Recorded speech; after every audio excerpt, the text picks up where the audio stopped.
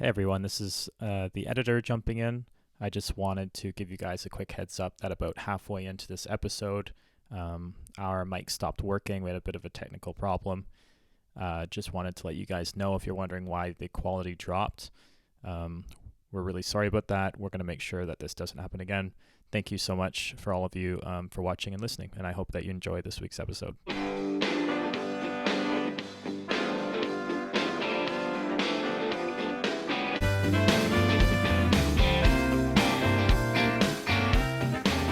Well, welcome and good day, everyone. We, of course, are glad you guys could join us again for another Talk It Over. We are in our series Book Club, which so far has been quite good. If you haven't had a chance to watch the messages, they are all available on our YouTube at LifeNorth.Church. Go check those out. Subscribe and like, and you'll get notified when all the new things get posted. So you don't have to kind of remember, because I know I forget those things too. So it's easy with that as the reminder. But before we dive into that, I've got Dave with me here today. We should have a good conversation. Before we start that, how's your week been? How have things been going in the past little bit?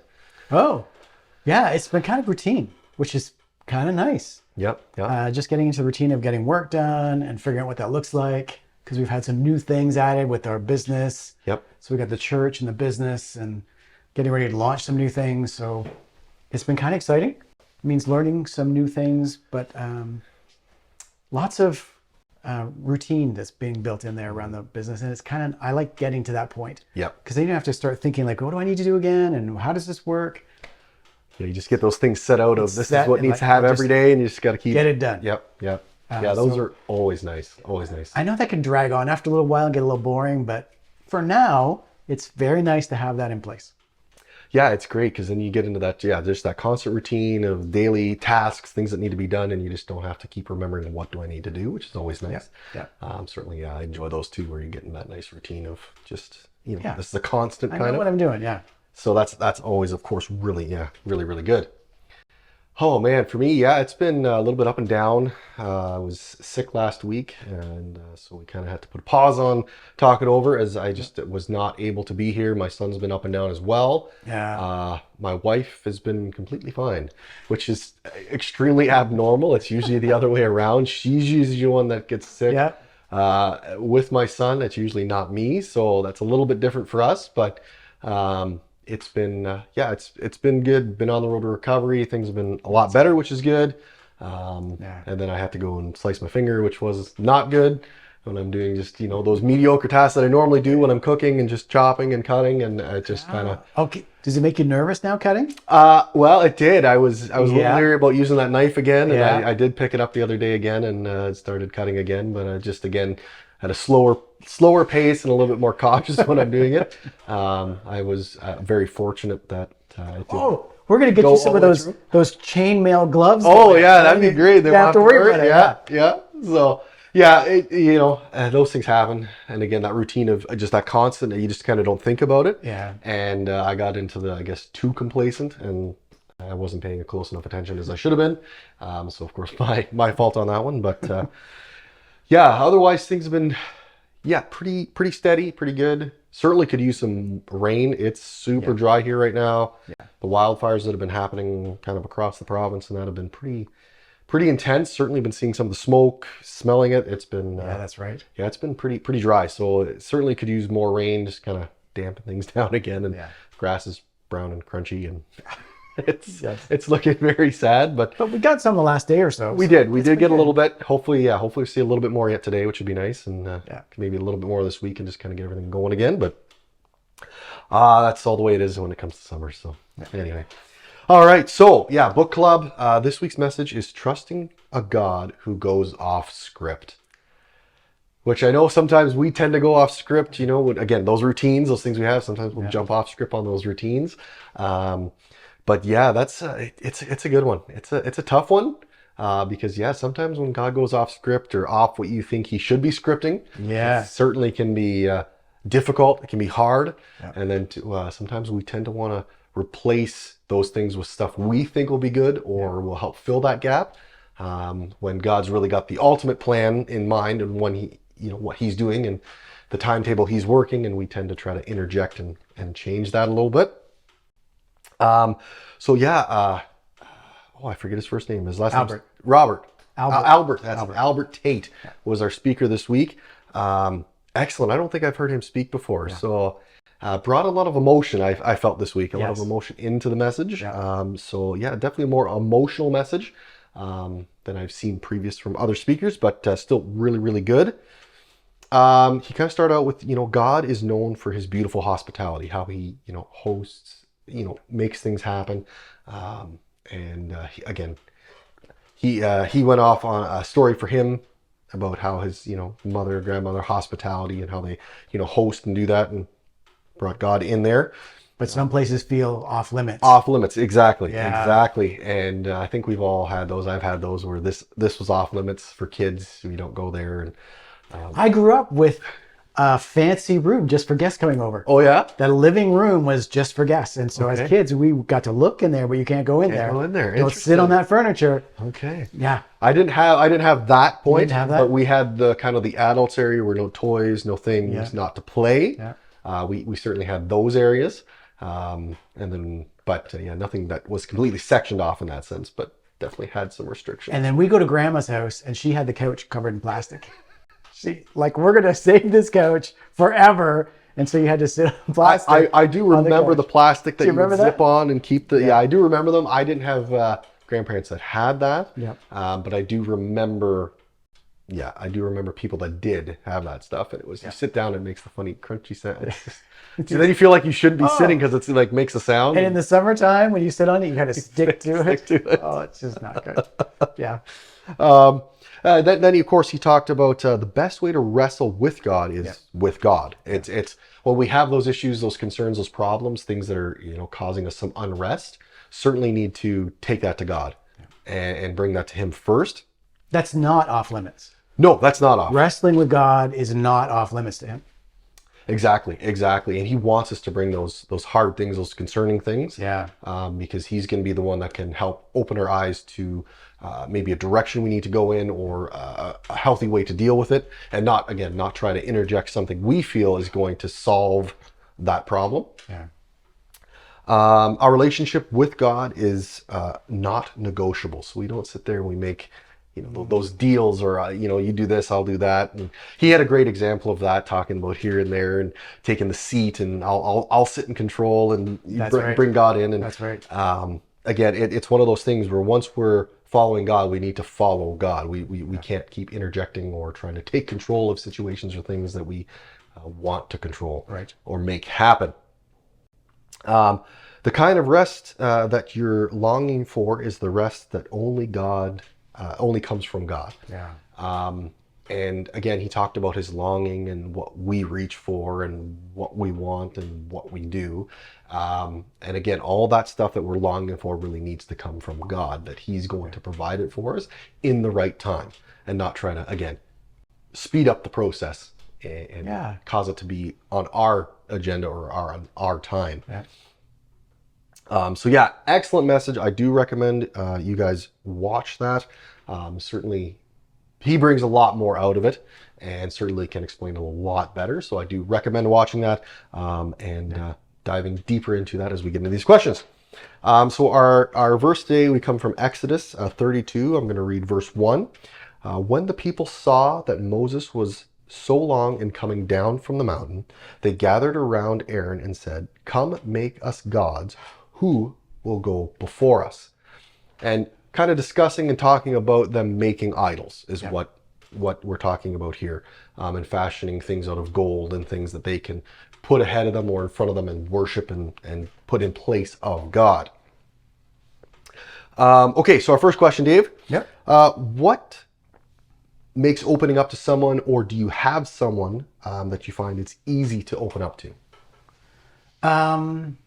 I find for myself, I've had some friends that it's been easy to open up to, and usually if they express interest. So if they're the ones who are constantly checking in with me and following up with me about, hey, how are things going, and actually seem interested, then I find it much easier for me then to kind of share that stuff and reveal a little bit more. Because I guess you're, always a little edge, like, do they really want to know? Do they really want to hear this or not? Yeah. And so if I know they really do want to hear, then it makes it much easier to be able to open up about that stuff. And obviously relationship and depth of relationship is a factor in that too. Oh, yes, yeah. So the better you know them, the easier that is. So I guess that would be the two is I know them well and they actually express interest they want to know. Yeah, and usually, when you have those relationships you've had for a long time, generally the interest is kind of built into that relationship. It really can be. But do you ever have friends that really don't, that you've known for a long time, that are a little bit more, I don't want to say self-absorbed, but like they want to share about their life lots, and when you share about yours, not really as interested? Yeah, I certainly have had a few of those where it seemed kind of that way. Yeah, I certainly have had some of those where it was a very internal focus for them. Yeah. And it was more about me over me and you. Yeah. And that, that makes it hard then to open up to somebody new, because you get this like pre-mindset that that's how the next person's going to be. Yeah. And that just seems to build. And that's, again, that makes it harder for me in that sense to open up, because I find having some of those hurts in the past of it's all about them. Yeah. You kind of feel like you're just kind of shoved off to the side, and it's your input or your experiences or your things are just less important. Doesn't matter. So yeah, I've certainly found it harder to open up to people. It's something certainly I'm working on and continue to work on to be more open. Yeah. And being able to share more. Yeah. But yeah, it can be difficult when you've had relationships like that where it's very one-sided. Yeah. For sure. Let us know in the chat, guys. Maybe you have that one person that you can really, talk to, open up to, and really, have a great, relationship with them. Or maybe it is more difficult. Maybe you've had hurts, things that have been very one-sided, and make it more difficult now to open up to new people or finding new people that you can actually connect with. But let us know in the comments. We would love to hear from you and kind of get an idea of what that looks like for you guys. Yep. I know there was a lot of parts in this message that definitely could impact you in different ways, because again, there's a lot of emotion that he brought and some personal stories and things, and it was excellent. But was there one that specifically stood out for you, Dave? Something that really... Yeah, he did. He told a few stories that I really resonated with. The one that hit me was that passage you read about the Israelites. And that they got tired of waiting for God, and so they decided we'll replace him with somebody else. Yep. And when he talked about the reasons for replacing him, I thought they were really powerful. Like that idea of we're going to create a God out of gold, that we can wheel him around and take him where we want him to go and do what we want him to do and be where we want him to be, where we're in control and we basically tell our God to do what we want. And I thought, wow, isn't that powerful that that's often what we're looking for? I want to be in control of God. And that's not how it works. So when he talked about that, it just made me rethink, like, when am I trying to do that with God in my life? And do I get frustrated or get impatient and I'm trying to take control? And no, God, and he used the illustration later with a chair too, but just, I was picturing that image of I move God around, I make him do what I want. And I thought, whoa, that's sometimes what I'm trying to do with God. Yeah. Yeah, that definitely stood out to me a lot too. That idea of moving God around, and why we feel we need to do that. Like it's an interesting idea of why we feel we need to do that. And I just think of like a little baby in a stroller. In a stroller. Yeah. Like I because sometimes I look at it as like, well, maybe God isn't doesn't have enough time to do things, so I can do it.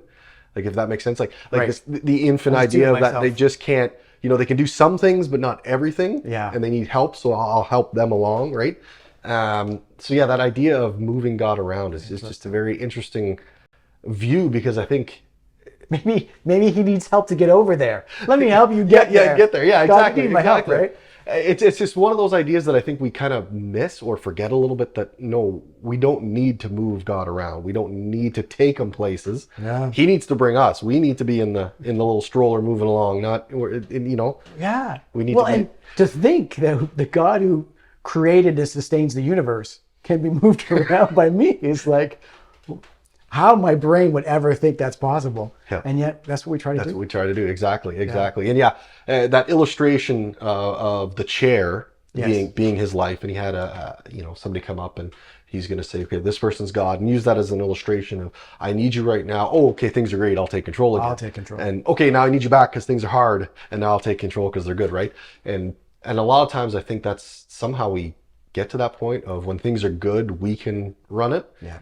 And then when it gets hard, we got to put God back here because, well, this is too hard for me to handle, so now I need God. But really, God needs to be handling it the whole time.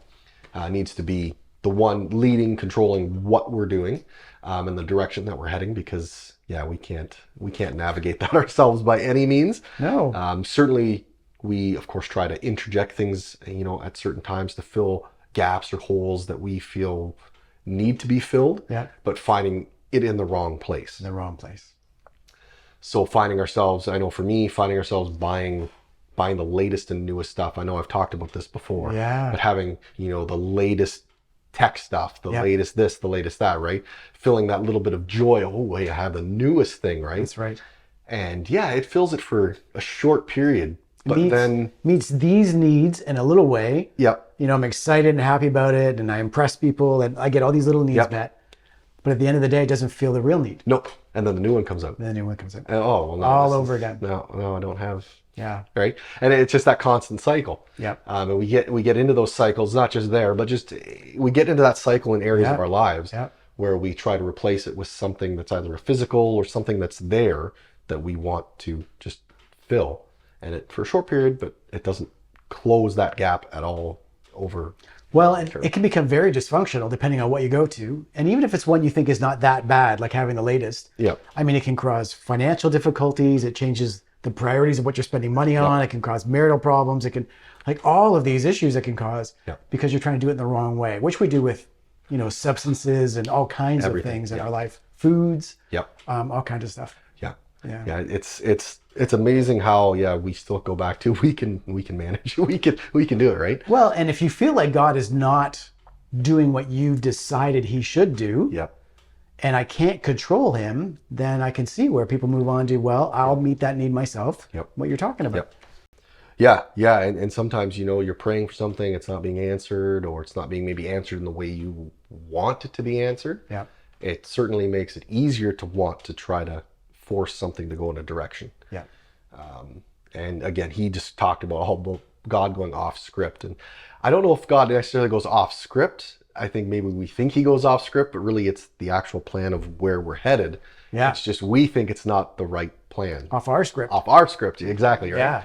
It makes it difficult. It certainly does, because when we think it's going in the right direction, it needs to stay in that direction, and then we try to manage it ourselves to continue to stay in that direction. Well, and the script he goes off may even be a good one. It could be. Maybe I've been praying about this, and I think God is leading me here, and that means God is going to do this and this and this, and it doesn't happen, or it hasn't happened yet. And like, wait, God, you said this is where we're going. Now you're off the script. Like, what just happened? And he did a great job, Albert, of talking about sometimes it's not the end result as much as it's the process of what God is building in you rather than what he's going to build through you. And I thought that was really, really powerful. Sometimes it's about the journey to getting to the end, not necessarily just the end result, right? Because we can learn so much more on that journey than just what the end is. That's right. Okay, so what's your normal response to disappointments, doubts, or disbeliefs? In what ways do you handle them well, and how could you grow as you process these emotions and thoughts? The doubts one hasn't really been an issue for me for forever. And I was really pushed about myself and my faith and all that when I was younger. And so I don't really wrestle with the doubts so much. The disappointment, though, that's another part of it, isn't it? And that one's been a harder one because you have expectations of God in terms of how things are going to go. And when it doesn't go that way, it's tough. You start to doubt, God, are you showing up? Is this going to happen? Did I get it wrong? Or is there something wrong with me? And that's why. Did I blow it? Did I do something wrong? And so you start to kind of question yourself and your relationship with God. And I guess that's a form of doubt in it too. So it's been really good to handle that in a different way, to say, I'm seeking God's will and God's going to accomplish what he wants to accomplish, and stop putting myself on the throne in that and saying, no, God, I'll allow whatever happens. I'll let you make it happen. Yep. And I'll do my best at whatever part I've been given to play. But at the end of the day, I'm going to leave it in his hands. Yep. And if he's decided not that or not now, then I'm okay with that. Yep. So that's a more recent thing, really, God has been teaching me about. And it's been really healthy. That's good. That's good. Good. Yeah, disappointments, doubts, and disbeliefs. Yeah, it certainly can really test your, I don't want to say it, not resilience, but your... Like, you talk about going through things that are really difficult. Yeah. When you're faced with those disappointments, those disbeliefs, things that are really hard. Yep. And how kind of testing that perseverance, I guess. Yeah. Of are you going to get through them? Yeah. Or are they going to take you down? Oh, now is that about you personally, or is that about like God's going to let that happen and that's a problem? I think that's more me personally, is what that's going to be. Again, in Mark, he talked about, I believe, help my unbelief. Talking about his son with being possessed by demons. Yes. And that kind of resonated with me, not in the demons section, but just in the disbelief, or that the doubts. Because there's hurt happening here. There's hurt, and it's like, where are you? Yeah. I know I believe, but this is happening. Where are you in this? Where did you go? Yeah. And because he's off script. Yeah. The script is you're going to show up and heal and make this right. Yeah. And that's the perspective I had was, we're praying hard. We're, hoping for the miracle. We've got lots of people praying, and we know the power of prayer, and this can make a difference, and we know God can make the difference. Yeah. And then those disappointments where things go off that script, and they go a different direction, and all of a sudden it leads you to, I know I believe, but it's hard because this is happening. And in my journey, that's been a part of it, and trying to realize that he's in it, but it's in a different way. It's in a different way. And it took me a while to work through, he's still here in a different way. It's just not the script that I wrote. It's different. And so trying to process, it's helped me to deal with some of those emotions, those doubts, and really, leaning on God, saying, no, I know it's your plan. I need to not try to plan it myself. Mm-hmm. And things we've got going on now, we're looking in different things for my son and what that looks like. And we're just, praying about it. We're doing our part and doing some research, some stuff, on our end to see is this the right decision? Is this something that we feel we're comfortable with? And kind of just leaving the rest as, okay, God, if this is the direction, you're going to show us the direction that needs to go. And if it's not, or not right now, but we're still okay with that. We've come to the knowing that we're okay with if it's a no or not yet. Or if it's a yes, okay, we've done our part in knowing this is the direction that we feel we need to go. Is it the direction that God wants us to go? Yeah. And so that's helped.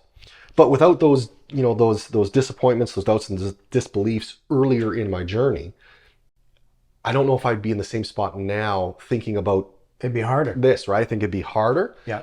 Because I know, looking back, okay, this journey took a different direction, but we're in a really good spot where we made more connections with people, better relationships, things like that. So I'm like, okay, if God had that as the script and this was my script, then if I don't write the script and I believe God's got the script and know he can do it and show us what we need to do, then I can trust him, and it'll be better in the end. It'll be better in the end.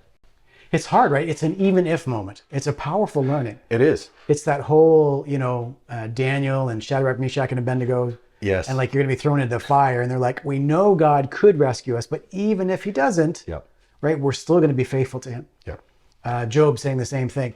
And that's hard for us to wrestle the even if moment. Yeah. Like, you could, and I really want you to, all right, but even if, then I'll go with whatever you've got planned for my life. Yeah. Yeah. It's it's a hard moment.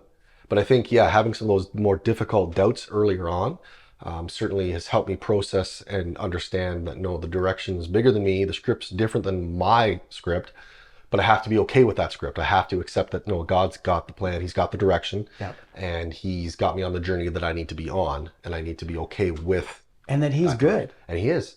And because when we write that script, if we think He's not being good, we want to replace Him. It's a very different. Right? We start to doubt that God is good, and like, no, He is. His perspective is just different than ours. Yep. And so, yeah, it's a tough lesson to. It is. But yeah, it's certainly helped. Yeah, my journey. Yeah. Quite a bit in understanding the direction that God has for me and my family. Yeah. Okay, so we're going to read the full thing of Exodus 32, 1-4. So when I read that, what stands out to you in this passage, and how do you respond when you feel like God's is taking too long to answer your prayers? Okay. So I'll read this here. So when the people saw that Moses was so long in coming down from the mountain, they gathered around Aaron and said, "Come, make us gods who will go before us. As for this fellow, Moses, who brought us up out of Egypt, we don't know what has happened to him." Aaron answered them, "Take off your gold earrings that your wives, your sons, and your daughters are wearing, and bring them to me." So all the people took off their earrings and brought them to Aaron. He took what they handed him and made it into an idol cast in the shape of a calf, fashioning it with a tool. Then they said, "These are the gods of Israel, who brought you up out of Egypt." Okay. And remind me, So what stands out in the passage? Yeah. And how do you respond when you feel like God is taking too long to answer your prayers? I think I respond the same way that the Israelites do too often, which is, I'll just take it into my own hands. Well, I'll just figure this out and do it myself. And over again, that gets me in all kinds of trouble, or brings results that are not good. And so the times where I can actually wait and be patient, okay, God, your timing, not mine, it works out so well. Yeah. Because when you're doing it with God, you don't have to like move mountains yourself. Right? You just have to do the part that you can do, and it's not strenuous, and it's not too much, and it's not overwhelming. It's just enough. Yeah. And so, yeah. And then when I try and make my own God, and unfortunately, this is what Israel and what we find out. When you make your own God, it's not a God. No. And so it actually can't help in any way. It doesn't meet the need. It doesn't answer the prayer. It doesn't accomplish what you're hoping it's going to accomplish. Yeah. And then you just end up really hurt and damaged at the side of the road because I needed God and I was looking to something fake. Yeah. And that really caused a lot of pain. So it's learning that process of, no, I'm going to trust God. And so to be Israel and say, no, we're going to wait. I know it's taken a while, but Moses is going to get back here and it's going to be okay. Yeah. And that's hard. Yeah. It is. Yeah, I find it very interesting that Aaron was the one that was like, it's interesting that he's the one that suggested, oh, just bring this and I'll make it. But looking at it, it's like, okay, as you were saying, we'll make something. Well, that's fine. You can make something, but that doesn't make it anything other than what it is, right? And then we falsely use that to direct ourselves in some way. And that can be true in many areas of life of what we can put in, in place of that, right? It's what we talked about earlier, right? Yeah, it's food, having new things, like it could be anything. And you reprioritize your life, your direction, your thoughts of how you're going to do things. What's the direction I'm going to go? Imagine if we actually then created little idol statues for these things. Interesting. Okay. So if it's new stuff, I actually take my new stuff and I put it on a little pedestal in a corner and I light some candles around it and got my head around, this is what I'm doing with this thing, is I'm raising it up to that level so that it will divinely intervene in my life. Yeah. And realizing that's not going to work at all. Yeah. Because that's just an inanimate object, which is what God told the Israelites over and over. Like, it's just an inanimate object. It's not going to do anything. Yeah. But I think we don't realize sometimes that I'm taking this and I'm making it a God in my life, and I want it to provide for me. And if we could just get that mind shift, that I think that might be helpful. Yeah, I agree. I keep thinking about the Israelites after this, and wandering and Yeah. but that's the thing. When you do that, you become lost. You do. Like you really become lost. Yeah. And you lose the direction, right? And you kind of exist, but there's no. You're not going anywhere. You're just kind of there. Getting to the promised land. No, you're not getting to where you need to go. And it stands out. That's just one of those things where it's like, after that, they're wandering for 40 years, just wandering in no direction, just wandering. So, it's oh man. Yeah, a lot of that just stands out with just how they processed they just couldn't be slightly more patient. Like they just needed to wait a little bit longer. And I know in the previous message series we were talking about, waiting, right? And you want to maximize your time waiting, and in that time you need to be, doing your part while you wait for whatever the answer is or whatever's to come.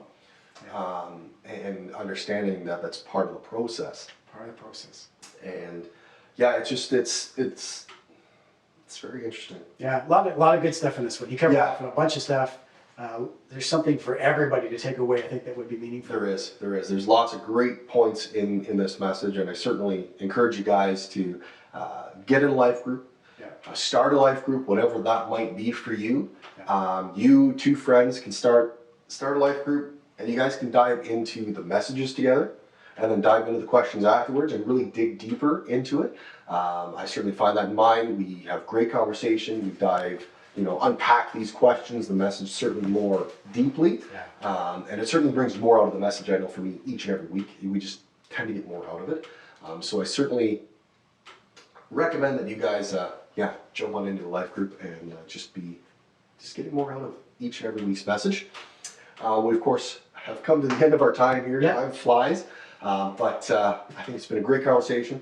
And certainly hope it's been as good for you guys out there as well. We want to thank you for joining us. We want to thank the tech team behind us for making this all possible. And of course, we want to remember, whoever finds God finds life.